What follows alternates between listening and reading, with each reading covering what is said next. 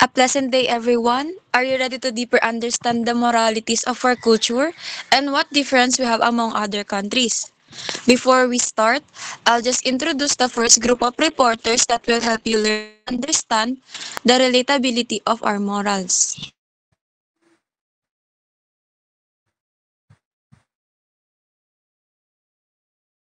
Rodalyn Nash, Jasmine Guarnes, Kevin Lagiak, John Leonard Buison, and Josh Raven Ebasco. Next slide, please.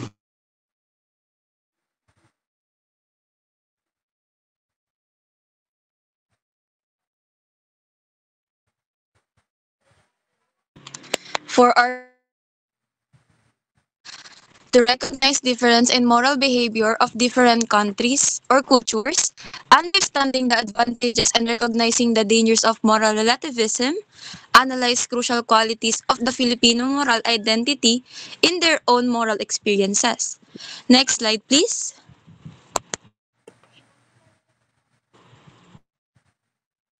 So, cultural relativism is the view that all beliefs, customs, and ethics are relative to the individual within his own context or social context rather. In other words, right and wrong are culture specific po. This statement defends that the principle that one should not impose is the one's an individual should not impose one's value to others po. If we have respect and understanding to different cultures that is in our world po, conflict is non-existent as long as respect and understanding is applied. Next slide. So this is the controversial topics po, which is the breastfeeding in public, how woman dresses. Next,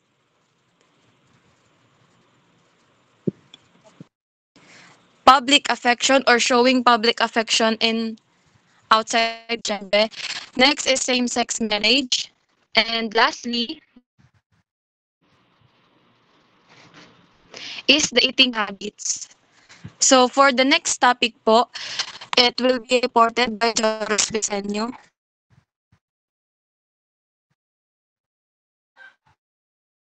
So, hi everyone. So, now let's talk about the moral relativism. So, when we say moral relativism, possess the moral truths are not absolute but depend on individual, cultural, or historical viewpoints. It comes in three main forms. We have the descriptive of the observing different moral beliefs, meta-ethical, arguing no objective moral truths exist outside human frameworks. And lastly, the normative, or suggesting we oath to tolerate diverse moral practices. So para mas maintindihan pa natin kung ano nga ba talaga ang moral relativism, so as its core, ang moral relativism, china-challenge niya yung idea ng isang tao map, wherein the objective moral code that applies to everyone, everywhere, at all times. So instead, it proposes that morality is a human construct shaped by various factors, making it inherently fluid and context dependent. Para mas maintindihan natin kung ano nga ba talaga ang moral relativism, let's consider a analogy of taste in food. So some people love spicy food, others prefer bland. So there's no objective when it comes to best taste. So it's matter of preference. So moral relativism suggests that morality in some fundamental way is like that. So what one society deems good or right might be considered bad or wrong in another. So and there's no independent universal standard to definitely say which is truly correct. Next slide po. So let's differentiate kung ano nga ba talaga kung ano nga ba yung pagkakaiba ng moral relativism noon at ngayon. So historically, so the concept emerged from ancient Greek thinkers like Protagoras and Herodotus, who observed a cultural diversity and later gained traction with anthropologists like Franz Boas. So sa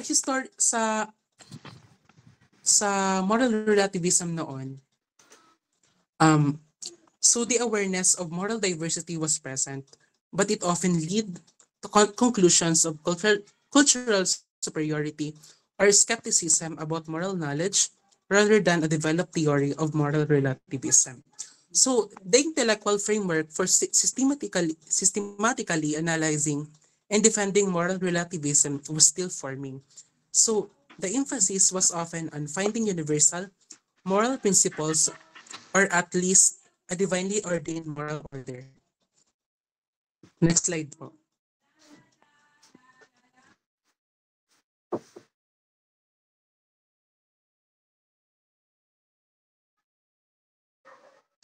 So, moral relativism sa ngayon. So today, the discussion is formed nouns differentiating these types and acknowledging the role of moral frameworks. While descriptive relativism is widely accepted, meta-ethical and normative forms face criticisms regarding the possibility of universal moral values, the ability to judge moral progress, and potential inconsistencies in advocating tolerance as universal principle. So sa moral relativism natin ngayon, so parang mas formalized na siya at mas widely discussed when it comes to sa concept of if sa concept natin if we're going to discuss it philosophically.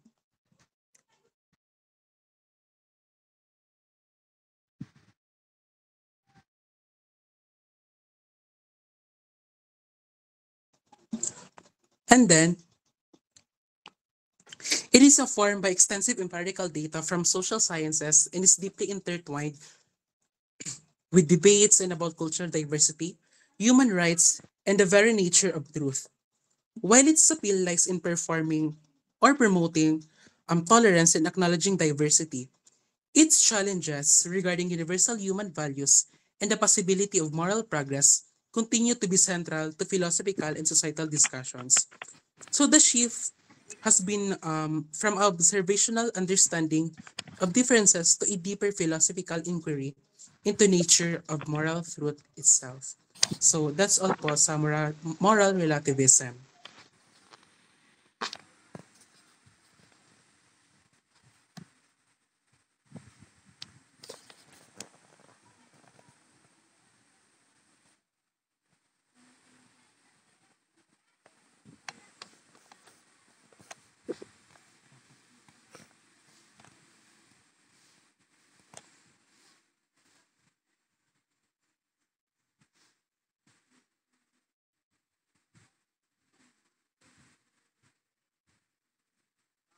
So for the next reporter po, let's call Rodaline Nash para po i-discuss yung advantages and disadvantages. Thank you. Good morning, everyone. Naririnig po ba?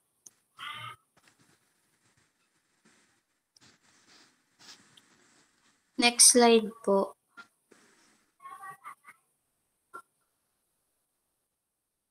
So these are the advantages of moral relativism. It promotes a broader understanding and acceptance of world society. It also lessens judgment and permits greater respect for differing point of view. Discourage ethnocentrism. So, ang ethnocentrism po is the idea that one's own opinions are superior to all others. So, dito po sa sa same-sex marriage po, may iba po kasing tao na nagsasabi na bakit daw po ganun parang nakikipag sa same sex wala naman ay bawal daw po sa Bible ay bawal daw po yung ganun kasi sinabi daw po sa Bible na ang babae ay para lang daw po sa lalaki. Tapos dito naman po sa sa magkaibang religion po. Iba po yung paniniwala ng ibang religion sa iba pang religions. So, kapag naintindihan mo po yung moral relativism, parang maiintindihan mo po yung opinyon ng iba or yung nila, paniniwala na na hindi sila gina-judge. So, yun lang po. Next slide po. So, naririnig po ba ako?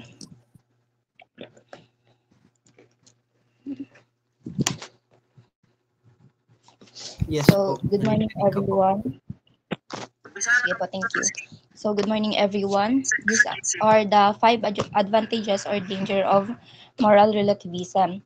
The first one po is undermines universal human rights. Hindi ko na po babasahin ng PPT, but based on the PPT po, the first one is nag-talk po siya about slavery and genocide. Ano nga po ba ito? The first one is slavery. It is forcing someone to work without compensation or owning someone as their property. The genocide naman po is the deliberately killing of a large number of people or group in a particular nation or ethnic group with the aim of destroying them. So, ang first danger po is nagtotalk siya about walang malinaw kung ano ang tama at mali. If we say that all moral beliefs are okay just because they are part of a culture, we can speak out against wrong actions. Kasi people in that particular group or community will say that it is a part of their culture. The second one po is nagtotalk siya sa encourages moral inconsistency. So, nagkakaroon ng double standards because without one clear rule for what's right, people can be unfair and inconsistent. We know that we have differences in every country, but there's still a need to have one rule to follow, but with unity. Next slide po. The third one po is the paralyzes moral judgment and action. So, walang kumikilos kahit may mali. Relativism can make people afraid to take action even injustice is clear. Kagaya na lamang po sa status ng ating government ngayon, hindi tayo agad-agad nakakapagsalita kahit meron tayong rights to speak our opinion. And we know na kapag nagpatuloy pa ito, tayo rin naman ang mahihirapan. So, pang-apat, justifies harmful behavior. Ginagamit ito para i-justify ang kanilang maling gawi because we know that some people might say, ganyan kami dito, or sinasabi nila na part ito ng kanilang culture para lang matakasan ng kanilang pananagutan. Next slide po. So the last one po is, it talks about erodes social cohesion. So nawawala ang pagkakaisa nating mga tao because if everyone just follow their own version of morality, it is hard to live together in peace.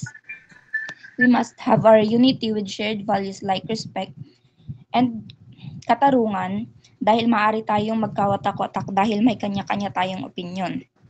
Even in family, we have different perspective in life. We can't have peace because of our differences. That's all po. Next reporter.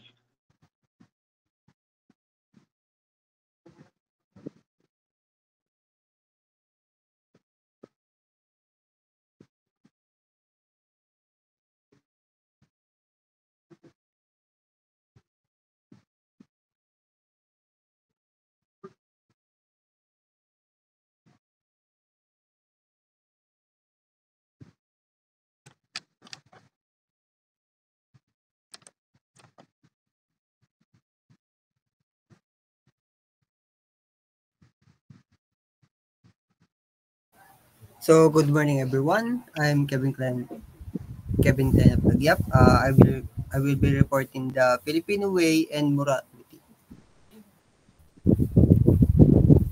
So, hindi ko na po ito nilagyan po ng explanation kasi nakalagay naman na po sa PPT, Filipino morals, a complex blend of indigenous tradition, colonial influences like yung pagsakop sa atin ng Spanish, tas nung America, Catholicism, dala-dala nung Spanish, pagsakop nila sa atin, dala-dala yun yung Catholicism. Then, and globalization. These influences have combined to create a unique set of moral values and norms that guide Filipino behavior, attitude, and decision making.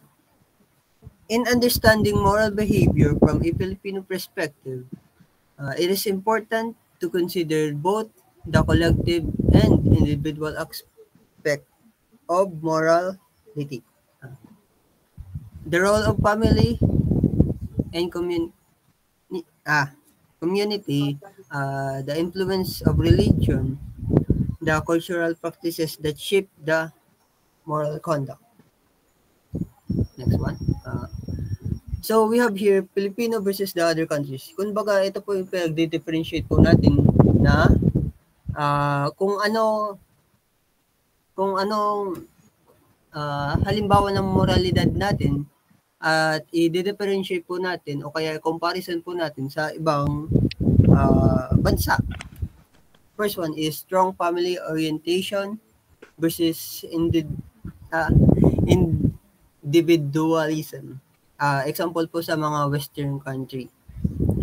For the Philippines, the family is centered of moral decision, supporting, respecting, and staying loyal to one's family, and even extended relatives is a moral duty. Kumbaga, kahit pinsan mo pa yan, pamilya, kapatid, yan. Kumbaga, kailangan mo silang igalang o kaya may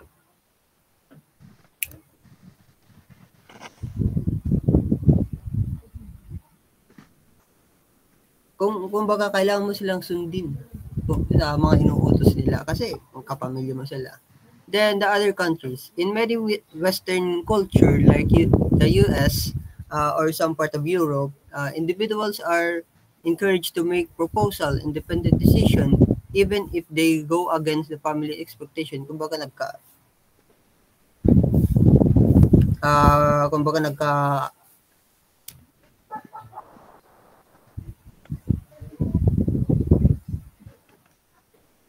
nagkatalo-talo lahat ng mga decision ng isang part ng pamilya, then dun pa sa isang part ng pamilya, parang hindi nagkakatugma yung decision nila sa isang bagay. Then, next one. Number 2. Religious morality. Catholic influence, kumbaga sa mga Katoliko, versus secularism. Sa Pilipinas naman. Catholicism influence many moral standards. Example, views in marriage, sexuality, sin, and charity. Kumbaga sa view in marriage,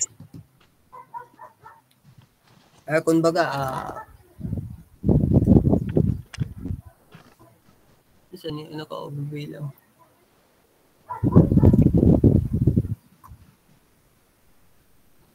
Kumbaga kailangan natin yan para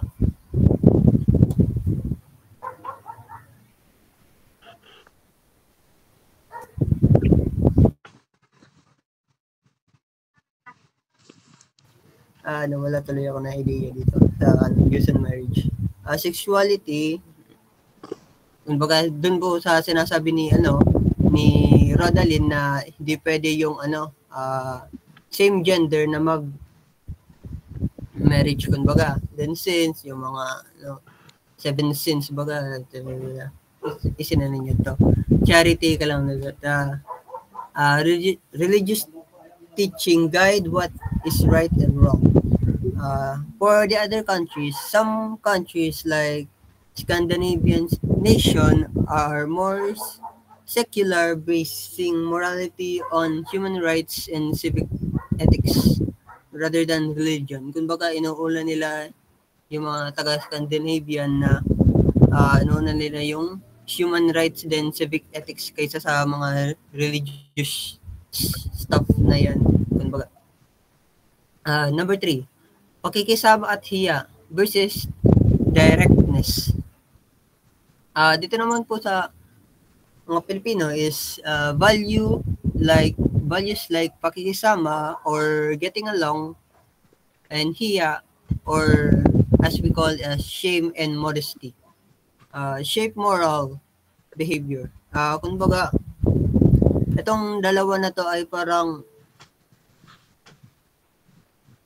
naka-intact na po sa atin na pakikisama ngaya, kailangan mo makisama para may mga kahalubilo ka sa buhay. Then hiya, kumbaga kung may nagawa kang ngayang mali na ikinakahiya mo. People avoided confrontation to maintain group harmony. Kumbaga, example. Example nga, kumbaga si Jorus may ginawang mali. Tapos niyan, tinatry naman na i-confronta nila RB nga. Tapos niyan, para sila RB, tapos si Jorus, para ma-maintain po yung harmony nila, yung friendship nila. Kumbaga. Then, other countries, in cultures like Germany or the US, being direct and honest, if it causes conflict and is seen as a more moral and authentic.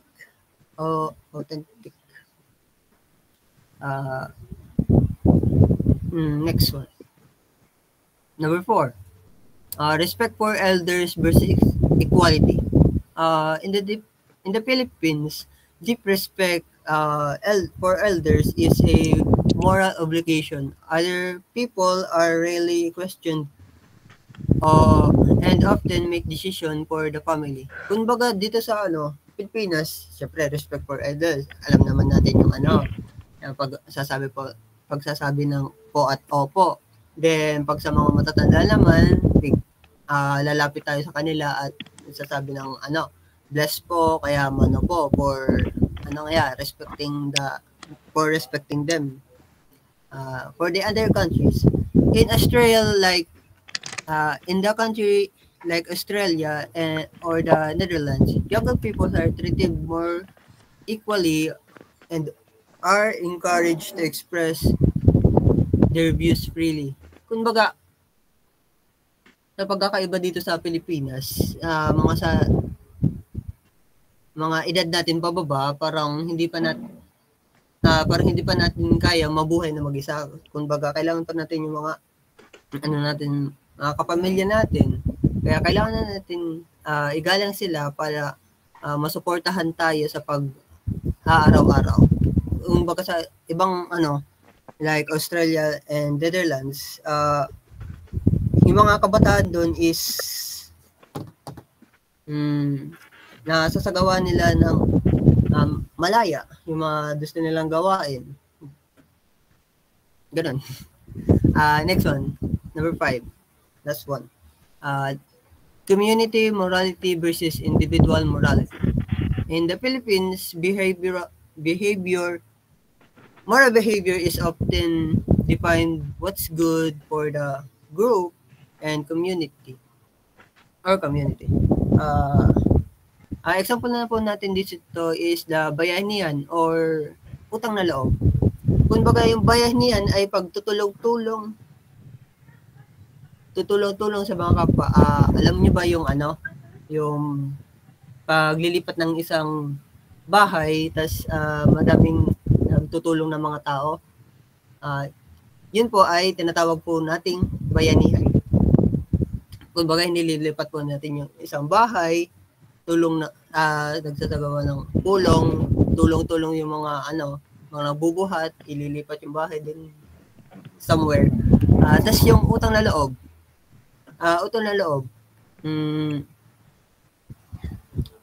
Kumbaga, example niya, si Raven, na-experience yung aksidente, then nakita ni Bison, tas yan, tinulungan ni Bison si si Raven na tumayo at pinag-ano ng ano, first aid niya. Tapos niya sabi ni Raven, ah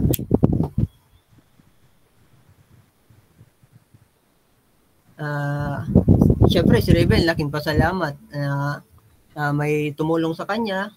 Tapos, yun, parang may utang na loob na siya. Ay, utang na loob si Raven kay Piso kasi tinulungan siya. So, that's most of my turn. So, next one is, yeah.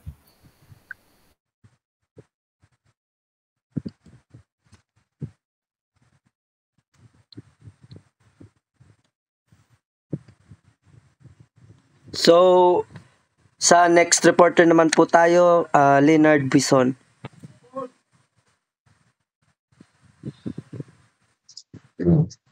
Okay, so good morning, everyone.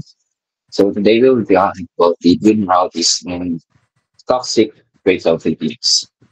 So, as we may have known, Filipinos are known for their distinct values and unique cultures, which shape not only our way of life but also our sense of right and wrong. While many of these moral beliefs highlights the warmth, hospitality, and deep sense of community among Filipinos, some long-held traits can also take a toxic form when misapplied or taken to the extreme. Okay, so let's first talk about the good moralities of Filipinos. So the first one ay pakikipagtao or humaneness. So it shows kindness, respect, and concern for others, whether family, friends, or strangers. So we are known for being humane due to our strong sense of compassion and deep-rooted respect for others, which foster kindness and empathy in everyday interaction. So, second one, utang na loob or depth of gratitude when healthy. So we say when healthy because some Filipinos tend to make this trait as like a mandatory or force leading to exploitation. So this trait is a sense of thankfulness and loyalty to those who help us as long as it is not force or abuse. So later, we'll talk about the unhealthy side of this trait. So, bayanihan or community unity and cooperation. So this the spirit of working together to help others, especially in times of need. So this trait, where us Filipinos extends a helping hand to our kababayan without expecting any remuneration or hindi nag-expect ng utang ay parang bayad ka balik. Okay, so respect for elders. A Filipino trait of being courteous, both in words and in action, to the people of older people. So we say both in words and in action because we show it through gestures like po, opo, and pagmamano. So this reflects true strong family values and discipline. So next slide.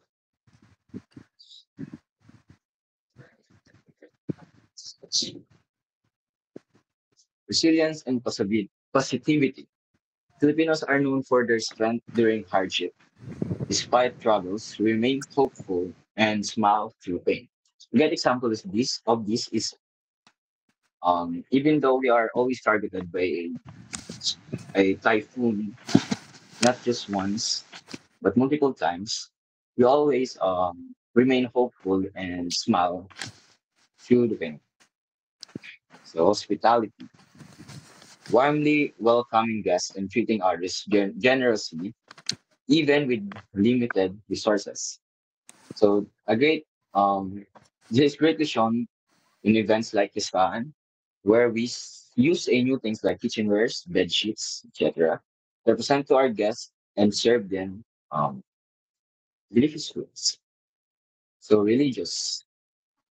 Most Filipinos strongly conforms to their beliefs, demonstrating their faith both in words and actions. So we know that we have a many religions in the country, like Catholic, INC, and others. So this plays a central role in our daily life, with practices like attending mass and celebrating religious festivals, notably yung prosesyon ng Nazareno and Penafancia, and relying on prayer for guidance. So relying on prayer for guidance though may pwedeng maging toxic trait kasi yung ibang ano natin, asal. Parang pinapakita natin na umaasa na lang tayo sa guidance ng ating Diyos. So next slide. Toxic moralities of Philippines. So first and foremost, the most notably trait of Filipinos are crowd mentality, a form of jealousy deeply rooted on our Filipino culture. A mindset where people pull others down out of envy or insecurity, especially when someone is succeeding in life. Right. So the Filipino time. We Filipinos are known to be to procrastinate a lot, and it becomes a habit of us um, to the point that is it has it has yung sariling pangalan. Nagkaroon ng sariling pangalan. So a habit of being late or not respecting time. It causes delays and reflects for discipline. Comparison of achievement. Parents or relatives often compare children with others, which causes pressure, insecurity, and low self-esteem.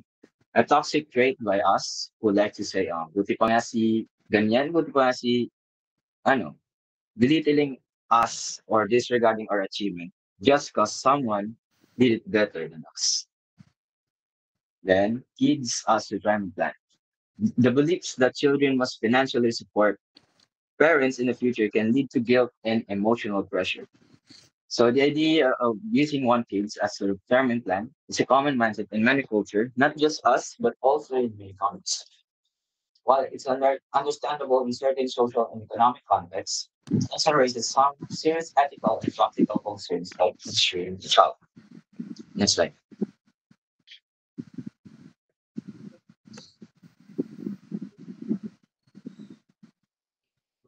So excessive utang na loob. So earlier I said that when healthy, it is considered as a good trait, but when used and when abused, it is considered as a toxic morality.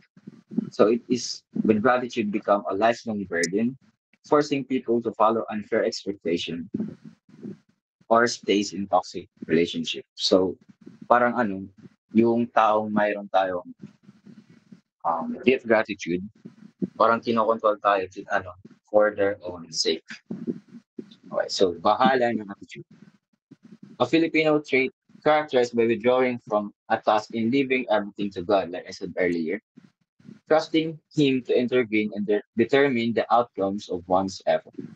So this trait is for me is closely linked to the it is what it is phrase as an unacceptance of a situation that cannot be changed, leading to this attitude. Gossip culture, or we like to call it marites, spreading rumors or talking about others. Private lives leads to just judgment, broken trust, and unnecessary drama. So yung pakikipag-chismisan about someone's private life that leads to misinformation and create a toxic environment. So this trait on moralities help us understand that a blend of admirable and problematic moralities reveals a complex.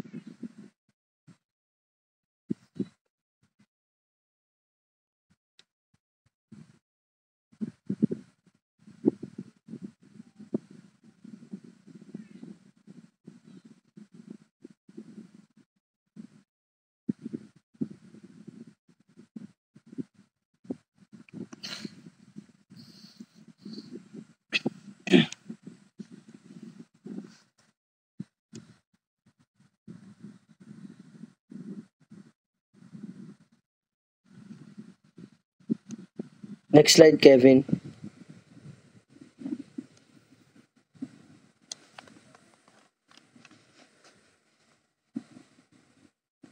So, hello.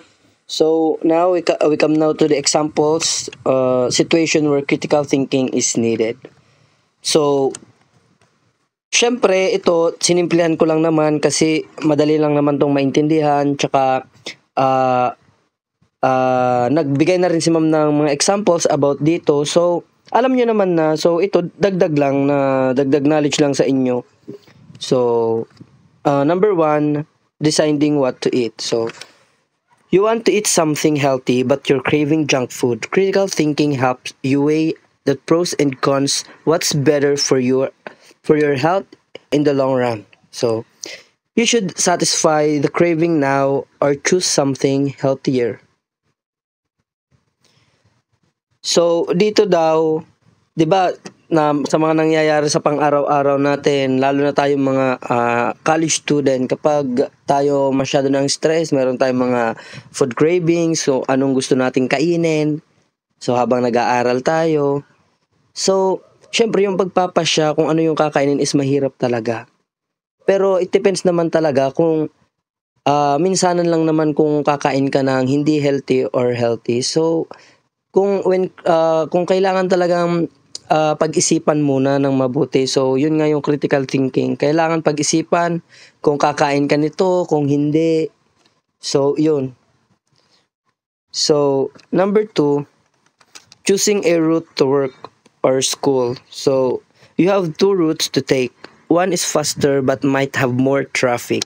And the other is slower but has fewer obstacles. So, critical thinking helps you assess which route is better based on time, traffic conditions, and the need of safety or convenience.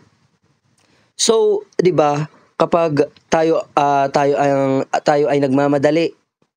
So, minsan sa pagmamadali natin, di na natin iniisip yung kung gaano kalayo or kung gaano kalapit. 'Di ba, kapag malapit, syempre minsan sa sobrang pagmamadali, lalo yung mga may motor, sobrang madali, hindi na nila napapansin yung mga traffic sign, yung hindi na nakakalimutan na nila yung safety. So, kailangan chill ka lang, isipin mo, mag-isip ka ng maayos na mabuti, huwag kang yung pabigla-biglang padalos-dalos kasi 'di ba dito, which route is better based on time, traffic conditions, and need for safety, convenience. So, next slide. So, ito number 3. Nangyayari to ngayon sa mga millennials, kagaya natin. 'Di ba, kapag magulang natin meron, syempre bibili kayo ng cellphone. So, buying a new phone. So, you need a new phone, but there are so many options. So, you need to critically think about the features you need, camera, storage, battery life, so versus the cost and what is realistically important to you. So, 'di ba, may pagkakaiba 'yan. Tayo student, meron mga gamers tulad sa napapanood natin sa Facebook or YouTube. So, tayo mga student, iba rin yung need natin. Siyempre, mag-iisip tayo, kailangan natin yung malaki yung storage, yung battery life dapat matagal.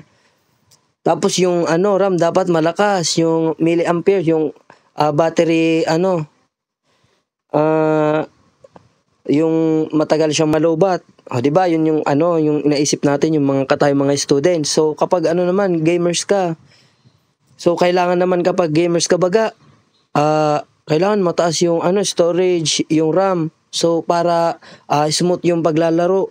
So diyan mas pipiliin mo, papipiliin ka kung yung low cost pero matindi-tindi yung ng cellphone, yung features. So kaya kailangan din natin pag-isipan ng mabuti based on kung saan mo mas magagamit yung phone. So, 'di ba may iba-iba naman tayong gusto sa cellphone. Lahat nga iPhone yung gusto. May mga friends tayo na camera lang naman yung gusto. So, kaya mas paganahin yung utak natin kapag sa mga ganyang bagay. So, number 4, evaluating a news story. So, you come across a story online. So, critical thinking is needed to evaluate if the source is reliable, check if the claims are supported by evidence, and consider if the story might be biased. So, Syempre, tayo, nakikinig tayo ng mga balita, story, kung ano-ano sa Facebook, may mga, 'di ba, may yung think before you click. So, kapag may nasagap pang istorya, so bago mo siya paniwalaan, kailangan mo you need to be active sa critical thinking. So, 'di ba, i-check mo muna kung ito ay totoo. So, may ebidensya ba to? Yung istorya ba na to, or yung yung news na to is bias. So, kailangan bago mo, syempre mga Pilipino baga, kapag may nag-istorya, so ikaw i-share mo, yung na i-share sa iyo mali naman, tapos nadugtungan pa sa sumunod. So, we need to critical think, mag-iisip tayo ng mas malalim, or maghanap tayo ng ebidensya, titingnan natin kung ito ba ay totoo na kailangan natin i-store sa iba. At least hindi ka magigipit, kasi may kaso yan may kaso na yan ngayon kapag nagchismis ka ng mali naman, lalo kung napaka private ng pinag-iistorya ng ibang buhay ng tao, pinag-iistorya na kahit hindi naman dapat. So, mag-isip. So, number 5, planning a vacation. So, you have a limited budget but want to go on vacation. So, kung ikaw baga, kung buong family magbabakasyon, so marami kayo or konti kayo, syempre isipin mo kung saan yung mas low cost, yung magagasto nyo is mababa lang. So, critical thinking helps you decide what destination gives you the most value for your money. Balancing cost, enjoyment, and logistics like travel, time, and accommodation. So, yun lang naman. Syempre, kung magagastos ka ng pera, dun na sa mag-i-enjoy kayo. Syempre, dun na sa ma-accommodate kayo ng maayos. Kasi kung magagastos ka naman ng marami, tapos hindi naman na ibibigay sa iyo yung tama, hindi naman sa inyo na ibibigay yung tamang, kumbaga ano to tawag dito? Basta yun, hindi convenient yung naibigay sa inyong sakto sa babayaran nyo. So, that's all. Yun lang naman yung mga example scenarios na kailangan natin mag-isip ng mas maayos, or kailangan natin mag-isip ng mas malalim bago tayo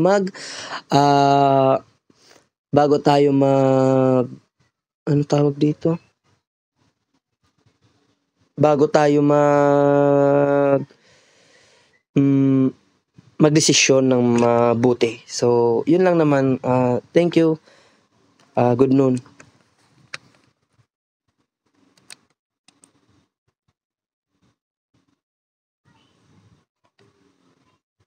And that's a wrap. So, yun na po yung ay, RV, ikaw na RV. Wala. Di ko pa nangadget sa and that's a wrap. Ako rin. So, thank you guys sa pakikinig, ma'am. Thank you po. So, we are the group 1 in the subject ethics presentation. So, thank you sa makikinig, sa mga groupmates ko, ang gagaling. So, bye! So, I will end this record. Welcome. Thank you.